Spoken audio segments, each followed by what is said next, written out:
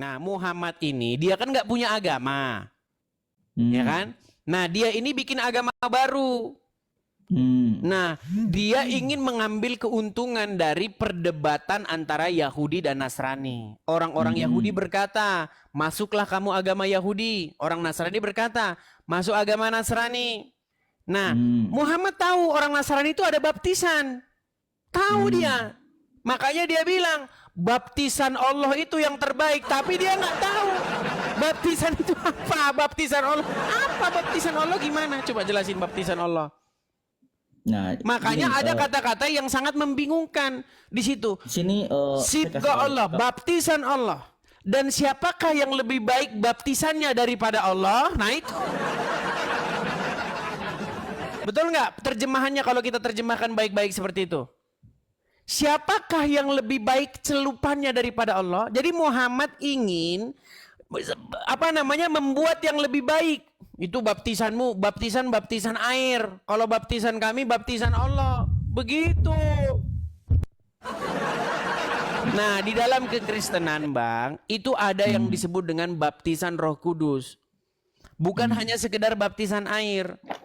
Maka ketika Yesus berkata, kamu akan dibaptis dengan api. Seperti itu. Ada di dalam kekristenan juga seperti itu, baptisan Roh Kudus. Nah, makanya, Bang, coba ketika Anda menerjemahkan itu kata per kata, itu nanti akan bikin Anda bingung sendiri.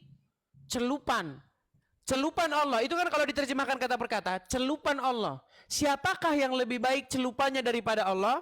Gitu nggak kalimatnya? Iya. Itu kalau dalam bahasa Inggrisnya, baptis, katakan, baptisan apa? Baptis apa yang lebih baik baptisnya ketimbang dari Tuhan, dari Allah? Jadi gini Bang, Abang nggak bisa mentafsir kalimat per kalimat ya. Jadi dalam agama Islam itu kami itu Al-Quran itu bukan ditafsir oleh orang-orang sembarangan gitu ya. Jadi Al-Quran nggak ada yang bilang semua. Al-Quran perlu ditafsir, Bang. Al-Quran sendiri bilang Al-Quran itu nggak perlu ditafsir. Al-Quran mengatakan zalikal, gini Bang, coba Bang ya. Apa artinya ini? Zalikal kitabu la raiba fihi hudal lil muttaqin. Apa artinya? Abang bacanya aja salah. Coba artinya aja. Oke. Nggak tahu artinya kan? Zalikal kitabu la raiba fihi. Ya, hudal lil muttaqin apa artinya? Tidak ada keraguan di dalamnya. Oke, kitab ini tidak ada keraguan padanya, betul? Kalau nggak ragu-ragu berarti jelas, betul nggak? Iya jelas. Kalau ragu-ragu Anda tanya sama orang, betul nggak? Betul. Nah, sekarang Anda dapati Quran itu jelas atau Anda perlu tanya sama orang? Nah, gini. Nah, saya jawab pertanyaan Anda. Kenapa perlu penafsiran? Oke. Orang Indonesia itu apakah melek huruf semua? Melek huruf gimana maksudnya? Ngerti bahasa Arab? Oke, baik, saya turuti. Saya turuti karena mereka yang ngerti bahasa Arab jadi belajar ke mereka gitu. Tunggu dia, kenapa diterjemahin, kenapa ditafsirkan? Bahasa Arab itu banyak salah huruf aja, salah tasdid aja, salah arti. Ya hurufnya kan di situ nggak berubah Bang. Kita yang baca yang ini, tapi huruf ditulis itu kan nggak berubah kan? Iya, kan. Jadi jangan mempermasalahkan salah huruf. Orang yang tertulis tetap sama. Gini, para penafsir tadi Abang sudah mengakui, para penafsir sendiri berbeda pendapat nggak? Oke, para penafsir berbeda pendapat. Artinya terdapat keraguan-raguan antara penafsir yang satu dengan penafsir yang lain, betul? Nah, berarti ayat itu bisa diimani nggak? Tidak ada keraguan padanya.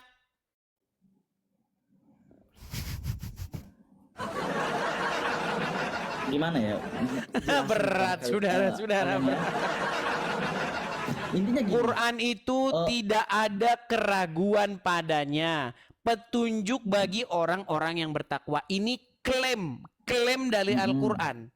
Sementara untuk membahas ayat baptis ini, sibghah ini tadi, Anda sudah bilang, menurut mufasir ini begini, menurut si fulan begini, menurut ini begini. Beda-beda. Nah, perbedaan itu adalah indikasi keraguan. Yang saya baca, indikasi ketidakpastian. dari beberapa yang saya baca, satu poinnya Sabka itu adalah agamanya Allah. Kok Sibgo jadi agama? Udah dibilang celupan kok. Iya, celupan. Betul, bahasa Oke, Indonesianya celupan itu bahasa Inggrisnya apa, Bang? Kata Apa dari bahasa celupan Inggrisnya itu mencelup? adalah agama. Oke, bahasa Inggrisnya apa mencelup itu? Yang mana gua tahu? Dia baptis, Mencelup. Bang. Baptis. Emang ya Allah. Gimana sih ini orang ini? Bang, bahkan itu ada di dalam terjemahan Al-Quran yang lain. Nih ya Bang ya. Di dalam terjemahan Al-Quran misalnya nih. Aduh sorry teman-teman ya. Sorry.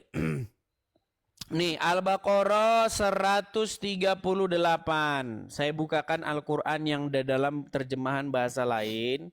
Itu ada kata baptism ya. Nih. Sebentar Bang ya. Ini Al-Quran yang lama ya teman-teman ya. Kalau Al-Quran yang baru memang itu sudah dihilangkan. Kalau dalam Al-Quran yang lama masih ada. Nih. Mana? Saya kasih contoh nih. Sebentar. Banyak sekali iklannya ini. Oke. Sebentar. Sebentar ya teman-teman ya, sebentar. Nih, saya baca Ini lagi ya, akan Tafsir Al-Madinah Al-Munawwarah. Boleh. Penguasaan Syekh Profesor Dr. Imad Zahir Hafiz. Profesor Fakultas Al-Quran Universitas Islam Madinah. Dia menjelaskan bahwa tafsirnya, hai Muhammad, katakanlah kepada orang-orang Yahudi dan Nasrani, ini artinya berpeganglah pada agama Islam yang merupakan agama Allah. Nah, karena tidak ada agama yang lebih baik dari Islam dan kami benar-benar mengesahkan Allah. Nah, itu maksud dari tujuan ayat tadi tuh gitu. Nyampe nggak kira-kira? Nggak ada di situ celupannya, di mana dibikin? Astagfirullah. Iya, celupannya kenapa dihilangkan? Nih, lihat nih ya, nih saya putarkan nih, udah ketemu nih terjemahannya nih. Saya balik ya Bang ya, nih Bang, lihat nih. Kelihatan Bang? Ini terjemahan Piktol, terjemahan Qorai nih. Nih, the baptism of Allah and who baptizes better than Allah. Nah, lihat nih. Baptisan mana yang lebih baik daripada baptisan Allah? Iya Bang. The baptism of Allah, ini terjemahan ini. Ini terjemahan kalian ini.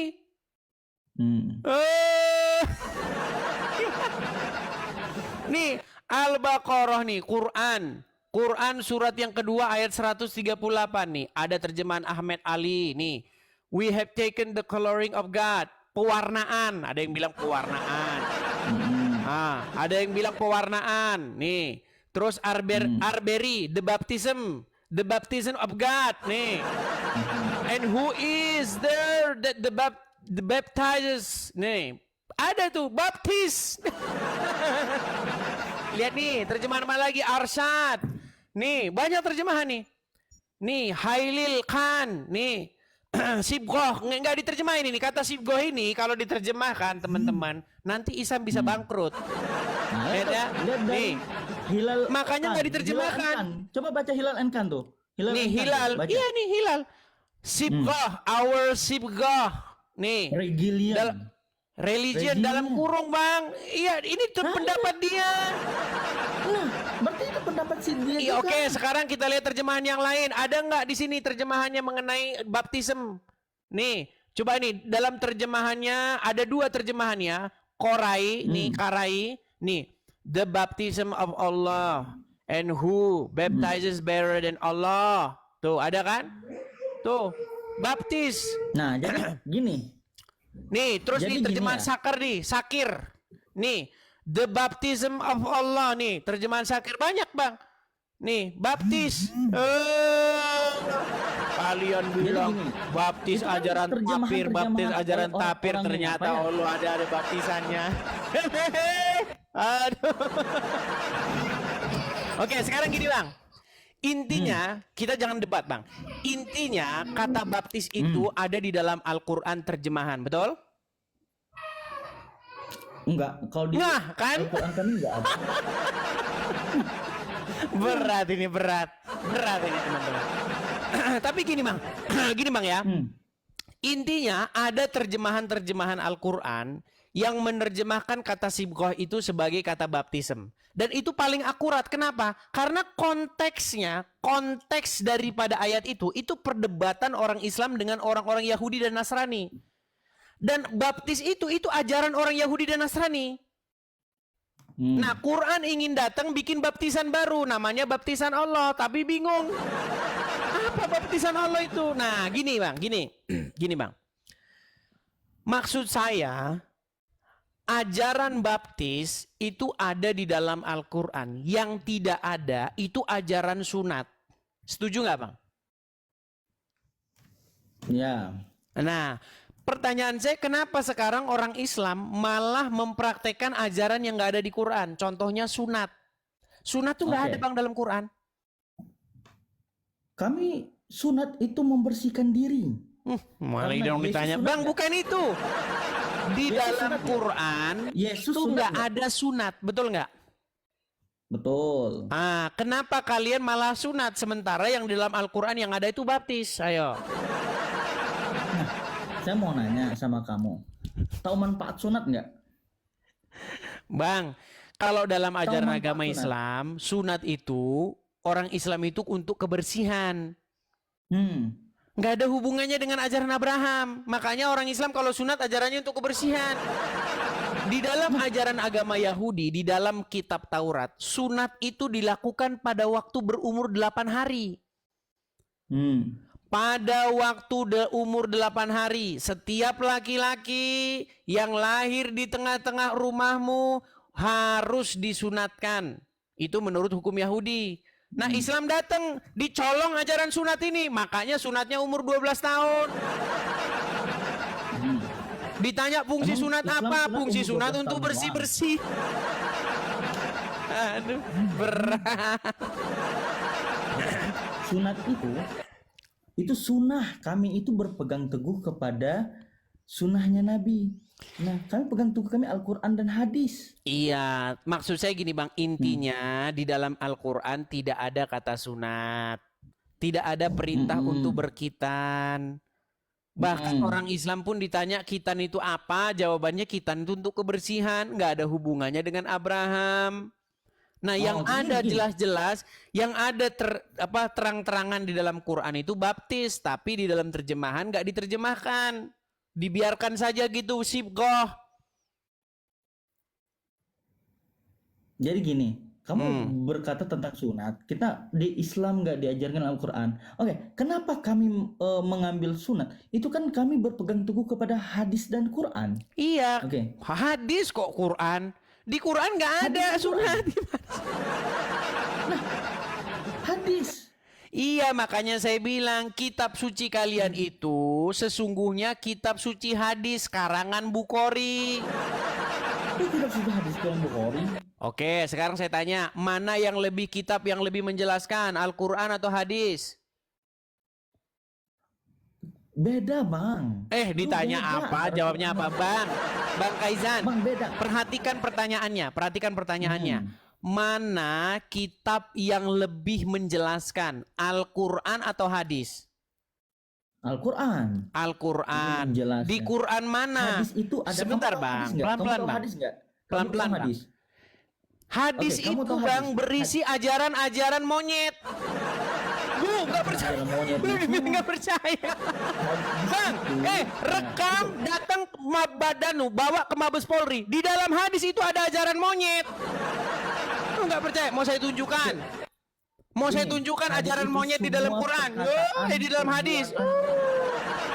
yang dilakukan oleh Nabi.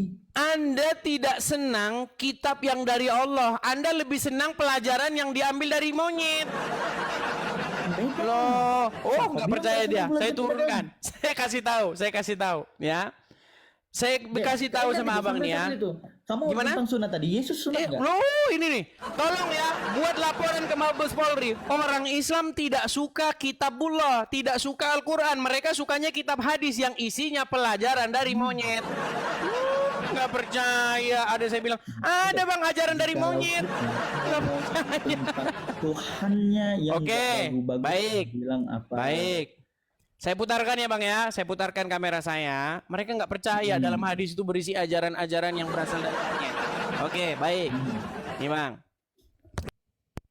Mana? Abang bisa lihat. 4 Telah menceritakan nih. pindahin. Oke, nih hadis Bukhari nomor 3560. Ya, nih. Tunggu bentar. saya Telah cari. menceritakan kepada kami Nuaim bin Hamad, telah menceritakan kepada kami Hushaim bin Husain, Amru dan seterusnya.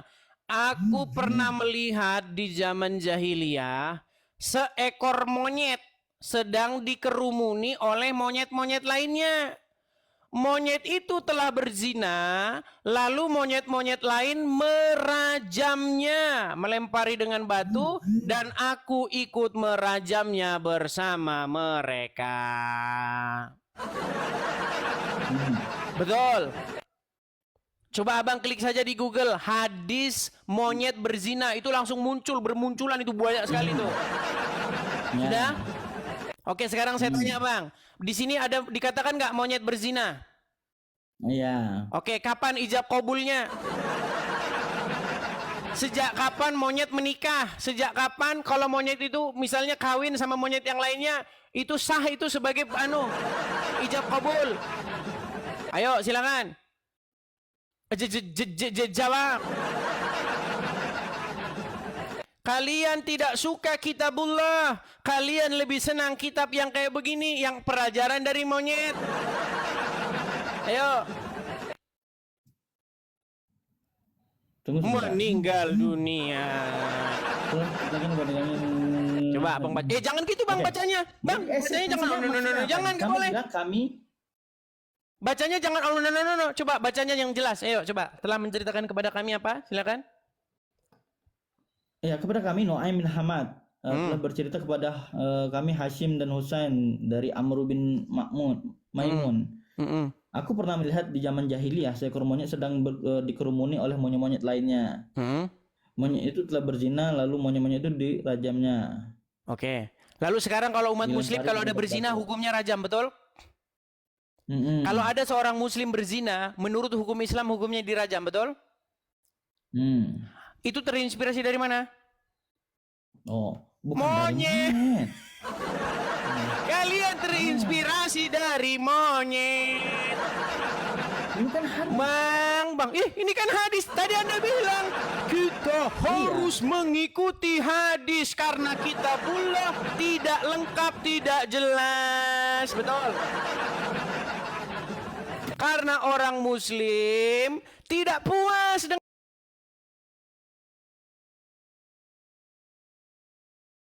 mana kalau orang berzina itu harus dirajam, di mana? Nggak ada. Di Quran kalau berzina itu dicambuk, didera. Oke, sekarang coba. Ternyata hukum rajam itu asal usulnya dari monyet. Dan dia bilang katanya ada monyet berzina. Pertanyaan saya, sejak kapan monyet tuh nikah resmi? Sejak kapan? Namanya ayam, monyet. Itu nggak memang begitu hidupnya, bebas. Istrinya ganti-ganti, makanya jangan seperti ayam. Cerai, nikah lagi, kawin lagi, istrinya kesana lagi, balik lagi, macam ayam. Nah makanya kalian itu hidupnya persis 11-12. Coba sekarang saya tanya bang, di dalam agama Islam boleh nggak kawin cerai, kawin istrinya begini, besok kawin sama istrinya itu, besok ceraikan itu, besok ini, boleh nggak dalam Islam kayak gitu? Oke. Sebentar bang, boleh nggak dalam Islam gitu bang? Anda ceraikan istri, terus nikah lagi sama ini cerai, ganti-ganti, boleh nggak seperti itu dalam Islam? Boleh. Boleh. Boleh. Ayam, sekarang saya tanya, ayam boleh nggak? Besok kawin sama ini, besok kawin sama itu, boleh nggak ayam? Ya sesuai kehidupan ayam lah. Iya, makanya itu. Nah, sekarang bang, sekarang begini, sebentar bang. Nah, daripada Bang, di kita dalam Kristen, Bang, di dalam Kristen itu pernikahan itu sangat sakral, Bang. Nggak boleh main-main. Makanya sebelum nikah itu ada yang namanya pranikah.